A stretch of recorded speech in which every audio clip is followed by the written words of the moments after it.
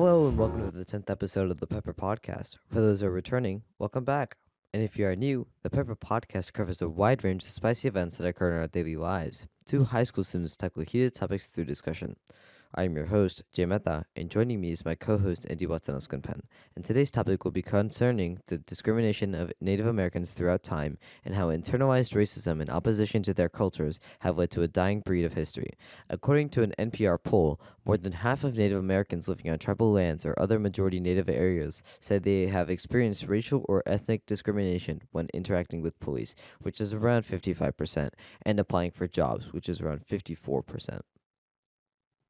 Yeah, so Native Americans, while they may be thought of as, some very small minority that we don't really connect to, they're actually very prevalent and important to the US Yeah. because, obviously they're the original peoples here and they still contribute so much from language to like inventions to food. They contribute so much to everyday American lives Yeah. that we don't notice. Mm-hmm. And I think Native Americans and their problems within the education system and the job system Mm-hmm. is kind of overlooked a lot. And I think that today's episode will definitely highlight some of the most glaring facts. I agree. I agree. But I feel like before we move on into these, deep diving topics that are occurring to us, Hmm. that are happening today, I feel like we should just talk about like the previous history surrounding, like what got us to this point.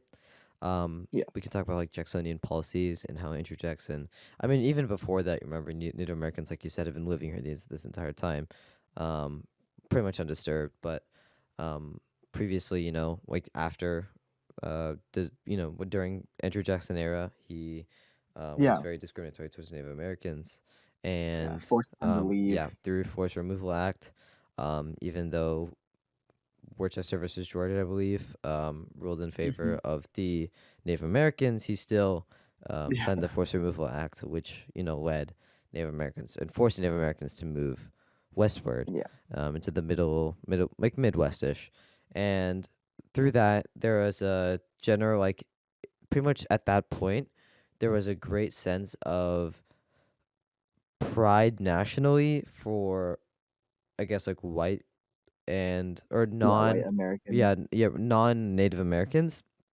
but Hmm.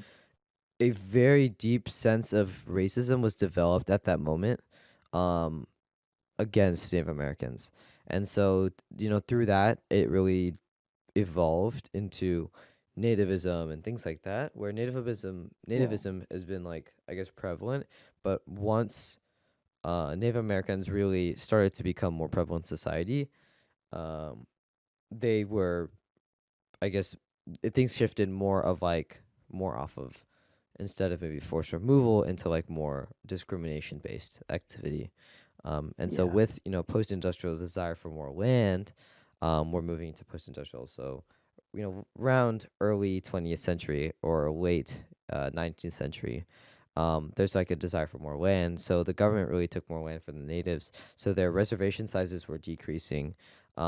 Not to mention, right, Custer's Last Stand, um, where gold was discovered in the Black Hills, which led to Hmm. a lot of conflict there. The Sioux, Yeah. Apache, Cheyenne, they'd had to fight. Um, so there's a lot going on during this time. But it eventually led to, I guess, today, where there's still a lot of discrimination against Native Americans. Their Hmm. reservation sizes are pretty small. Their water is horrible quality. Oh yeah, for I sure. don't know if you've ever seen it, but I've seen some like videos on it. It's pretty Me bad too. looking. Yeah. But yeah. Yeah, and it's like the idea of like going back, manifest destiny, and us white Europeans were put here on this undiscovered land for a Hmm. reason, and it's our destiny to kind of expand Yeah. and conquer anything and expand our country and our borders. And obviously, like you said, that was met with a lot of backlash from, especially from the Cheyenne, the Sioux, the Apache, Custer's Last Stand, where like the white European Americans were trying to take land away from the historic land that Hmm. belonged to the Native Americans, and they, felt that it was their duty to fight for their freedom and for their land that they held so dear, because it was holy for them. So, Mm-hmm. It was very important. And Native Americans have had a long, extensive history Mm-hmm. of blackmail, torture, lying, discrimination that really just kind of angers me. Like, Mm-hmm. I was watching this one documentary in my U.S. history class, and it was the Custer's Last Stand one, and Mm-hmm. they said like, if you guys give up now, we'll relocate you here and then give you all this resources and food that you need. When they did that, and they put them in a reservation, they gave them nothing, Yeah. literally nothing, and they lied to them, and it's just not fair. Yeah. And I feel like we failed to mention also something that really signified, I guess, the destruction of Native American culture. There's, I guess, two parts, right?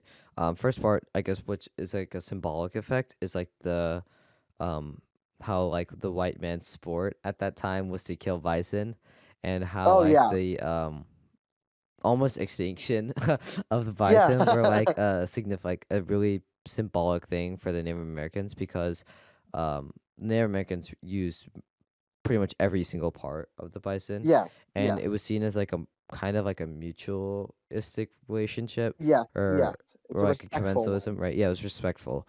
And so seeing that just being taken away from them and robbed from them was um really showed that it was more to it than just the white male. It's something that's portrayed. They're coming onto, and pretty much it's an invasion of land, and it's an invasion Yeah, of their day to day life. yeah, And and so go ahead. it wasn't like it was, yes, while yes it was sport, a lot of times the US government would purposefully send Americans, white Americans, with guns to go out and kill all the bison because they knew that, Native Americans are kind of nomadic. And so they follow the bison herd as their source of food and shelter and clothing. And so if they eliminated all of them, that forces them to settle down and be more submissive to the forces of the Americans with their superior technology and weapons, And that's a which great segue. is Sorry, go ahead. sinister. That's Yeah, sinister. it is And very what you were sinister. saying. But Yeah. that's a great segue into the other part of destroying their culture, which was pretty much forced assimilation. I mean, I feel like the Yeah. Native Americans have been forced ever since we got here, or not we, but Europeans got here. Yeah. But Yes. like forced assimilation, even though, like, that didn't work eventually, to the point where they just had to completely almost indoctrinate them, for lack of a better word, into Yeah. into like the American culture, where they've completely destroyed and removed their culture. I saw a documentary about like Native American like people being taken away from their families and being adopted by white parents. Hmm. Um, Even though that the Native American families were doing fine, and that they were Yeah. fine, but um, they were taken away from their families, and they were given boarding school education, and they were taught that whatever they believed in, that their tribes believed in, or Native Americans believed in, that it Hmm. was uh necessary. It was is mainly wrong. Um, Yeah. and that there was a certain way of thinking, and that was the American thinking. And so this, I Yeah. guess, corrupt idea, like thinking, or this corrupt kind of with this process, Hmm.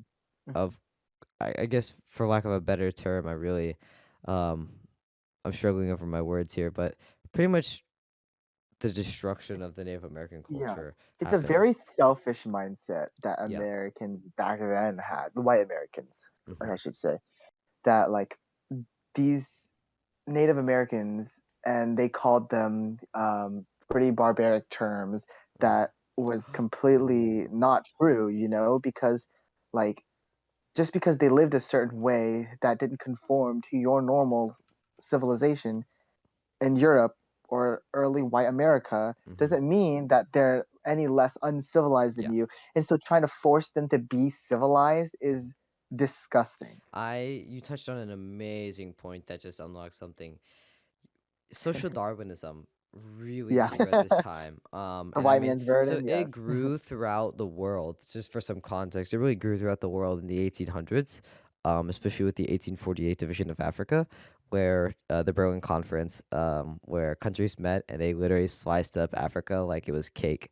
And um, I hate to say it like that because it almost sounds comical, but it's really depressing to like to hear that. But again, this was 1848 or so. It doesn't. So I guess this. So social Darwinism. I guess a barbaric aspect of where we are saving. Um, in the example of the Congo Yeah. and things like that, we are saving these poor like barbarians pretty much. And we're saving these horrible people, and we are pretty much liberating them almost from their horrid environments by giving them, food and shelter or whatever. And we are just our presence alone is enough to like satiate their hunger and things like that. And Oh so yeah.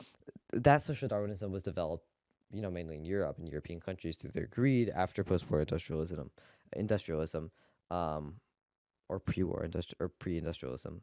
But it doesn't really affect the United States until much later, towards the Mhm. end of the 1800s, early 1900s, where social Darwinism really kicks off. And so, social Darwinism, I guess, is what I could use for this boarding school ideology, where we are saving these Native Americans. I guess the ideology here was like we are saving these Native Americans from this barbaric, environment that they're in, and this pretty much Mhm. inhospitable, gross, filthy This environment. way of life, Yeah, right. yeah. Yeah, and we are civilizing them. Really, Yeah. is the entire point. It's our right to help them because we are better than them. We are we are civilized and they are not. So it's our job to make them civilized. So these poor creatures, that's social Darwinism. That was so prevalent um, during this time, which is really a motivating factor for a lot of Hmm. people to adopt Native Americans and do such. So, Yeah. not to mention, Yeah. I And believe it was government supported as well. no, Um, it was. yeah, It was government supported. Yeah. And it's, like I'm glad that today we don't necessarily do that directly anymore, but there's still so many inequalities within the Native American communities, especially the ones who still rely on the reservations as places to live. As you were saying, they have deplorable conditions. They have some of the worst, like plumbing systems, some of the worst electricity yeah, and water infrastructure anywhere in the U.S. Like if you see pictures of them, I wouldn't even think that it would be in the U.S. The U.S. You think, oh, one of the richest countries in the world, very prosperous. When you look at some of the original yeah. peoples, some of the original people groups in the country, it's so sad Not to to mention, see. right? So go ahead, finish You yours. know, Yeah, I was just gonna say it's so sad to see that these people who should be respected, yeah, as all people should be respected, kind of like trapped in this cycle that they can't escape from, and then kind of like this like kind of hellhole. yeah. Excuse my language. I I also like appreciate that you said that, and like, but I also have to mention that, remember, it's not just the United States that's doing this, right? Um, Hmm. there's been oppression of Native peoples throughout the world, and Yeah, notably, for example, Canada's oppression of the Native peoples, and the Australian. I don't exactly remember the Native population's name, but the oppression of the yeah, islanders that I know are what you're there. saying. And so there was a lot of oppression going on, but notably, because we are in the United States, it's Hmm. important that we acknowledge that there is something that's going on, and that's far beyond what should be happening, especially with the standards of, because this is post 13th, 14th, 15th Amendment, which states any citizen, anybody born in the United States is a citizen, every male has the right to vote and things like that. Um, Yeah. they should be, and we did have separate but equal, I guess, during this time, um, but which is segregation. But I mean, I feel like this is segregation far beyond what should be planned, because this is like you said, originally their land. Hmm. Pushing them off their land and then pushing them off their land more just because you found gold is something that Yeah. really does not shine a good light on you. Yeah. Yeah. And so I think, as we're talking about that cycle, I think what we've mentioned in previous podcasts is one of the most important tools to get out of that cycle is Perpetual education. cycles? Perpetual Yes, cycles? yes, perpetual cycles. He Yeah, said it, not me. He but said is it, not me. is education, right? Yeah. And education within Native American communities is one of the most interesting topics, in my opinion, because it's something not necessarily uh, talked about so much in school or in everyday life, but is such an important topic because when we're discussing education, everybody there's the every student succeeds act or whatever it's called, Mm-hmm. and in the Native American communities, it's a vastly different world, especially on the Native American reservations in the BIE schools, Mm-hmm. which BIE schools are the Bureau of Indian. Uh, I can't remember the E, but BIE schools, they're kind of set up targeted for the Native American students, but it's been proven that the Native Americans have they have the lowest academic advance achievement rate and graduation rate of any other single demographic in the U.S. Yeah. Yeah. Like they've seen, I know that there was like from 2011 2014, they Native American students saw no improvement in English and math. They were the only group to see no improvement. Yeah. Yeah. And that is a shocking statistic that should open people's eyes to the system that's implemented that disadvantages Native American students in these BIE schools. Mm-hmm. Even in public schools, they see underachievement in public schools as well because, like, a lot of times it's not just blatant racism or, it's a lot of it is the cultural stuff, Yeah. cultural clashes between Native Americans and normal, I'm putting in quotations, normal American culture, Mm-hmm. because culture plays such an important role in the lives of Native Americans that kind of that disconnect. You have to make sacrifices, right? You'd rather sacrifice a good education and kind of modernly assimilate into that school system versus stay at home and connect with your family in that way, and connect back to your own Native American roots. Yeah. And I think that's something that isn't really mentioned. I definitely agree with you. And you're talking about like the like disparity and things like that. I found some statistics about like mortality disparity rates. And mind Hmm. you, take this with a bit of a grain of salt. Things have dynamically changed since then, especially Yeah, with COVID and things like that. But yeah, this is in around 2010. I feel like it's still valid information though. With all causes, just and I can list a few like diseases like heart disease, cancer, diabetes. Those are your more like degenerative diseases. It's around the same, 1.0 because that's everybody usually has it. Diabetes is 3.2 hmm, ratio from Alaskan natives and American Indians to US all races. So hmm, diabetes is a lot more prone in these American Indians and Alaska natives than just general populations. Accidents are a lot yeah, higher. Alcohol induced mortality rates are a lot higher. Um, Chronic liver disease and cirrhosis, which is interesting, is higher. yeah, Drug induced deaths are higher. The flu's higher. Um, Pretty much anything's higher, but suicide is actually higher, almost double at 1.7 times. Um, so it's assaults 2.1 times. Um, and it's just a vast difference. Like alcohol induced deaths are 6.6 times greater, which is yeah, a large disparity, I believe, yeah, for from sure. American Indians and Alaskan natives to other races, which is completely just absurd with the amount like that difference between. I mean, if there's something that's 6 times as great, Yeah, that's something that should be, and that's alcohol induced, right? That's something of your own free will, pretty much. Like that's yeah, something of more of choice and not a degenerative disease. That's something hmm, that needs to be addressed. That yeah, we aren't addressing, and like you said about like horrible plumbing and things like that.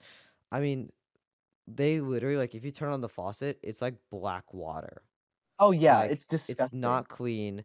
Um, and their culture has just been robbed from Yeah, them. And I remember in schools they would not let them learn their own language. languages, Yeah, and so only English would be taught.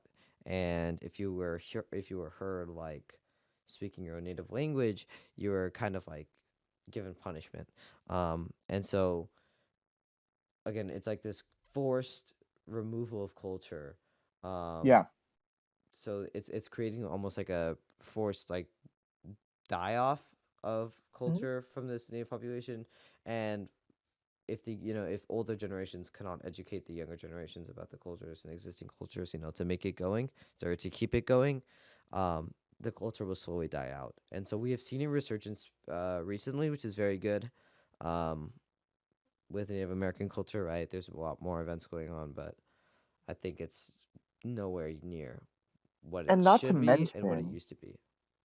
not to mention that they literally killed the kids who went to the boarding schools.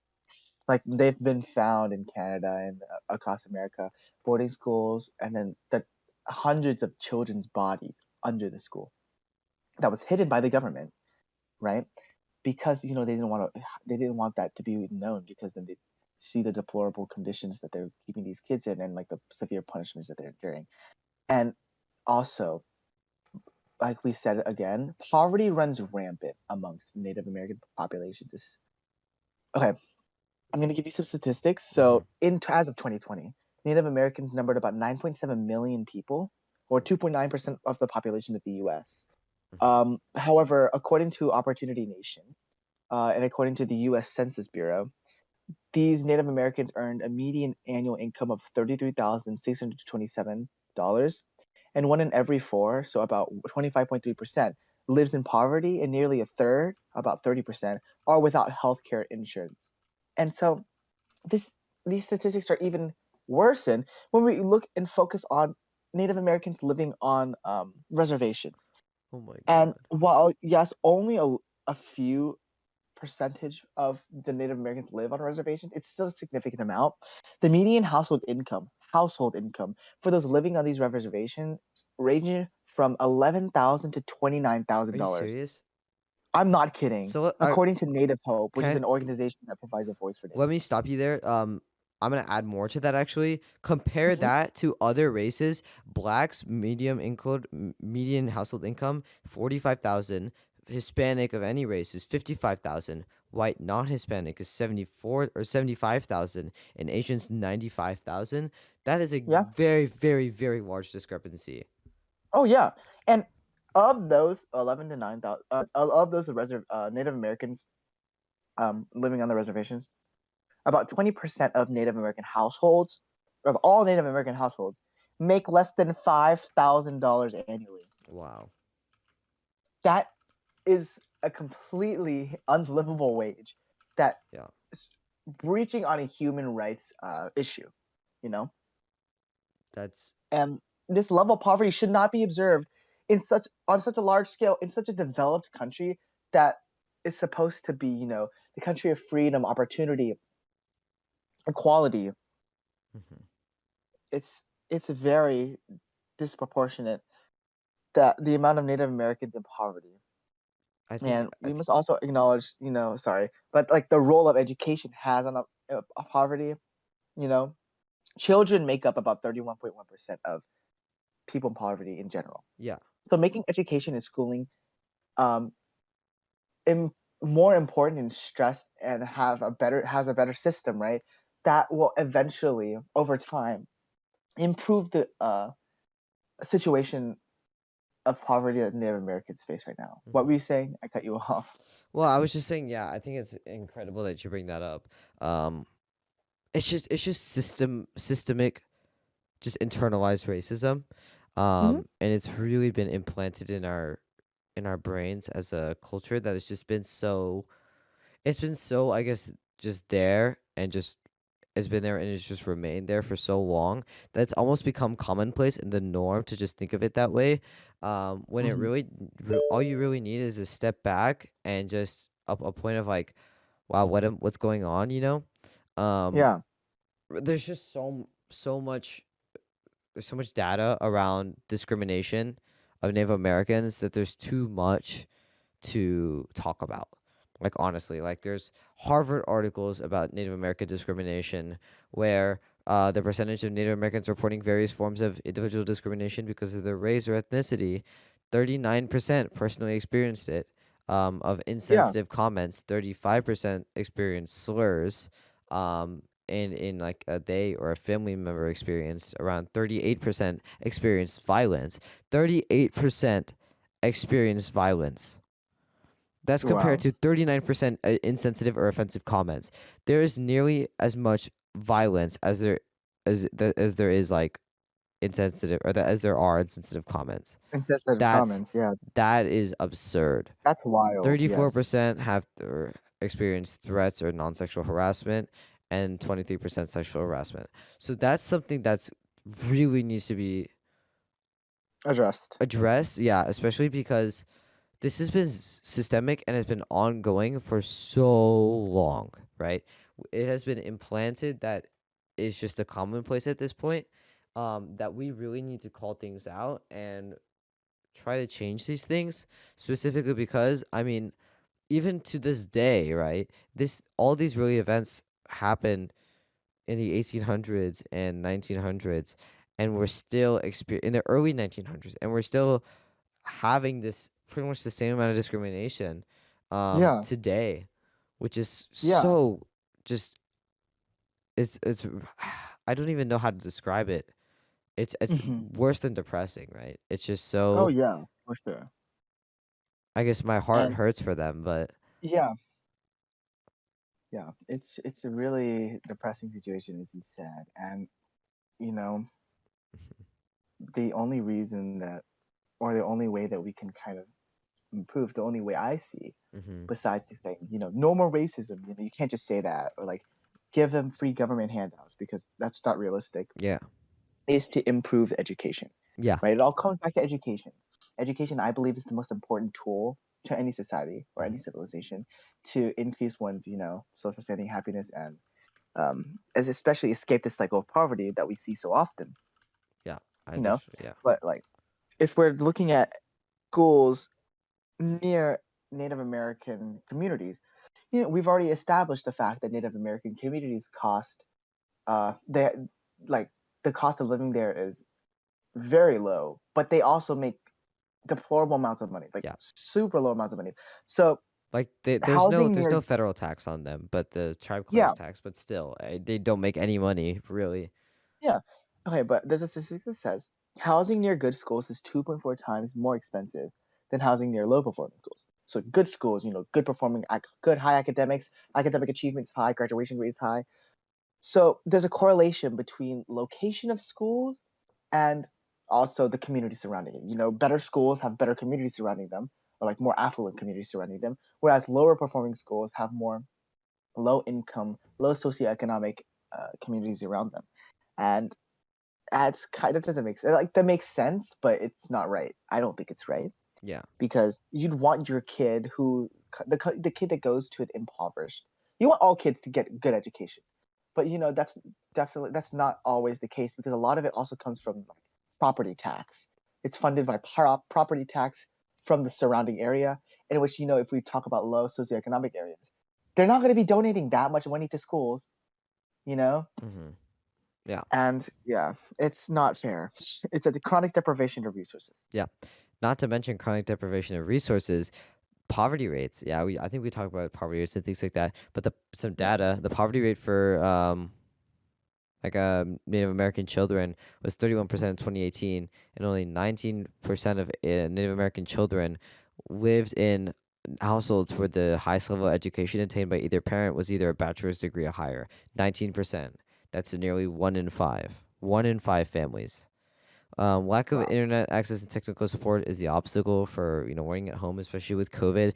And this is before, like this is during COVID times is very difficult, to be in school, and so online programs were the norm. And so without really any ability for Native American children to do that, they're forced to pretty much not really go to school. In 2018, Native American students had the lowest percentage of students with home internet access, which was 80%. Yeah, Um, So, and 34% of American Indian households had no high-speed Indian or no high-speed internet access at home, and almost 16% had no computer. So, there's really a discrepancy technology-wise as well. Not to Yeah. mention dropout rate. You talked about dropout rate, right? Yeah, I was gonna say like in the states with the most Native American populations, graduation rates were below 50%. Like less than 50% of high school students who are Native American graduated. Yeah, I that was a little bit of what depends per state. Yeah, you're right. The average around like the nationally adjusted cohort graduation rate Mhm. was 74%, but depending Yeah. on where it is, like for Yeah, like this was depending on yeah, this was just based on the states that reported. it ranged from like 50% in South Dakota to like 90% in Alabama, Maryland, and Tennessee. Yeah. But you also Yeah. have to keep in mind, right, there's not a whole lot of Hmm. Native Americans in They've already been like located, relocated. right? Yeah. So in Tennessee, where there's not many, I mean, let's say hypothetically, if you have 10 people that and there are only 9 graduate, you have a 90% ratio. But if you have 100,000 Native Americans in South Dakota, but only 50,000 graduate, you still have a That's large more alarming, discrepancy, yes. right? Yeah. Yeah. And we can also talk about like because the Native Americans on average do not get the same education. They're always consistently behind academically. This has severe detriments on their future careers because, like, according to the Bureau of Labor Statistics and the U.S. Census Bureau, Native adults 16 years and older, the unemployment ranged from like 6 to 8.8%. Which, if you know how unemployment is calculated, it's the amount of people who don't have a job divided by the total workforce that the people who can work, the workforce.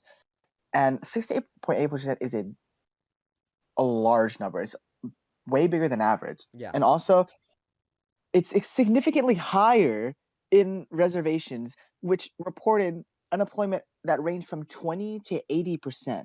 Which this was reported by the professor of law at the Sandra Day O'Connor College of Law at Arizona State University, Robert J. Miller. So that is a shocking amount of unemployment that frankly should not be seen anywhere. Yeah, and I guess talking about like unemployment, for unemployment, usually like if you want to get a job, you have to be somewhat literate. Hmm. Native Americans are typically the lowest, have typically the lowest literacy rates. So Yeah. results show that around 48% of Native Americans and Alaska Natives have basic or below basic skills, and are thus considered to have limited health literacy. And for older Hmm. adults, the rates are even higher, with around 59% having low health literacy. That's pretty alarming. And this was an Arizona State University article as Yeah. well. So again, pointing that out, right? That's more than half, or a little bit less than half, of Yeah. people that are below basic and literacy rates. So I think in order to, I guess, break this cycle of, I'm gonna say this perpetual cycle of Hmm. continuous I guess Kind of like. continuous, I guess, like unemployment and low salaries and things like that. We need Hmm. to like educate the youth to where they aren't really below basic or basic literacy rates, and so that they can be able to understand what's going around them, and number one, not be in an environment that's really physically and mentally draining for them, due to no fault of their own, through government, um, Yeah. through horrible governmental handling. This like the Native Americans aren't really able to live a normal life. And Yeah. it's been like that for so long, since 1492, really. Um, Yeah. and so kind of taking that aspect out of things, and educating the youth to a better extent, Hmm. without any political bias and things like that. Um, Contrary to boarding schools, I mean, they're not here anymore, but Yeah. still providing a better education and would and providing maybe more job opportunities like internships and things like that close to the Hmm. area, right? If you're gonna take jobs out of the area, there's nothing gonna be there's Yeah. gonna be nothing for the people there. So Yeah. introducing jobs as well and internships and giving better job opportunities, that will help people really, I guess, be able to branch out more and Hmm. would be able to break this perpetual cycle of Yeah. illiteracy and unemployment and discrimination, really, hopefully. Yeah. And I think that, if we're talking about solutions, Mm-hmm. uh, focusing on children and the students of Native American communities is key because while, yes, it is important to help the adults, it's, like education starts as a kid and your life starts as a kid and bases a foundation of academics and like the rest of your life. Your most formative years are your adolescent years. And Mm-hmm. so, like, Right. by utilizing schools such as the Native American Community Academy, which is also known as NACA, NACA, Mm-hmm. and the NACA Inspired School Network, NISN, we can ensure that Native Americans are able to break the cycle of poverty and live longer, more fulfilling lives. Because I have some statistics to help you understand what NACA is and what they do and how successful they are.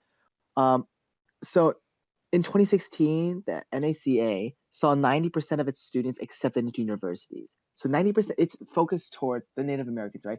They saw 90% of their students go into universities. Mm-hmm. That is a lot better than seeing our like 50, sub 50 to 50 like graduation rates in some states, right? Yeah, yeah.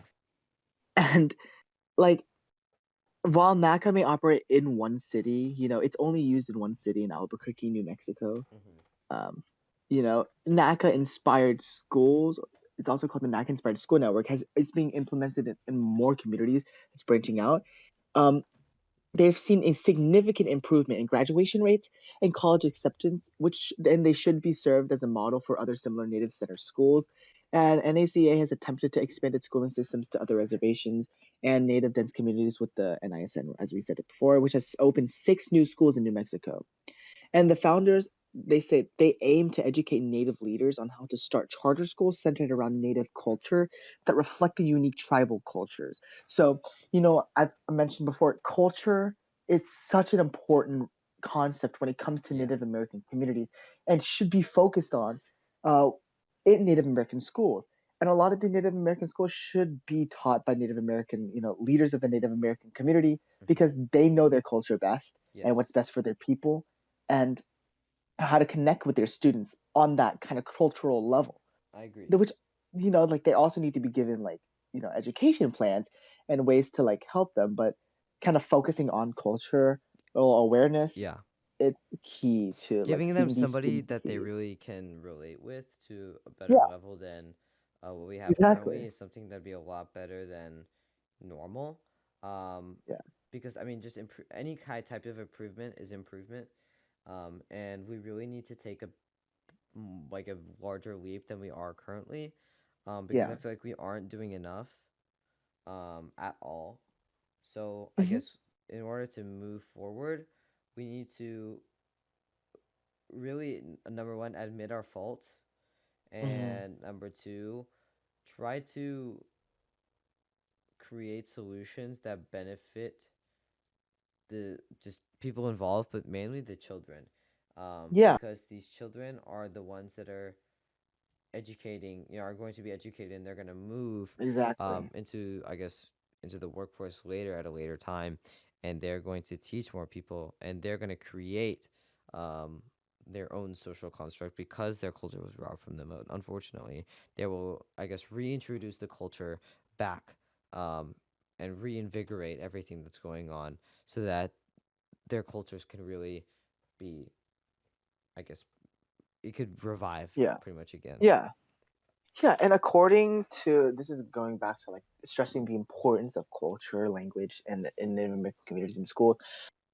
According to Harvard graduate and former founder of the National Indian Education Association, Professor William G. Demers, Native education reform needs to require, quote, language and cultural context that supports the traditions, knowledge, and languages of the community as a starting place for new ideas and knowledge.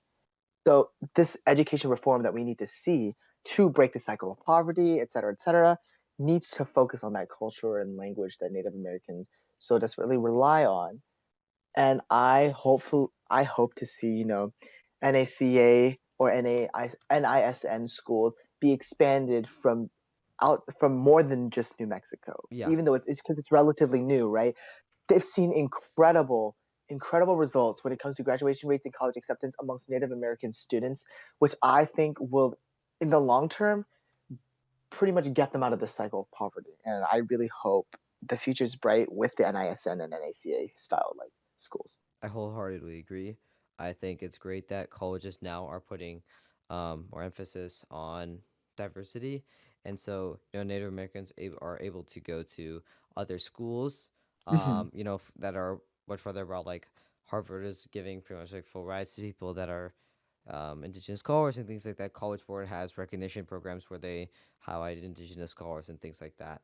And Hmm. so recognizing indigenous and Native American populations that have been discriminated against really for hundreds of years, is something that we should, number one, be acknowledging, and number two, we need to create reparations for what we have done, and number three, trying to end this discrimination. Right, doing whatever Hmm. you can, one step at a time, is something important, but try your best to not, I guess, not contribute to um the general hatred, right? If you can make a difference, Yeah. try Hmm. to make that difference, and try Yeah. to restrict yourself from trying to, I guess, be discriminatory towards others, because that only harms yourself at the end of the day.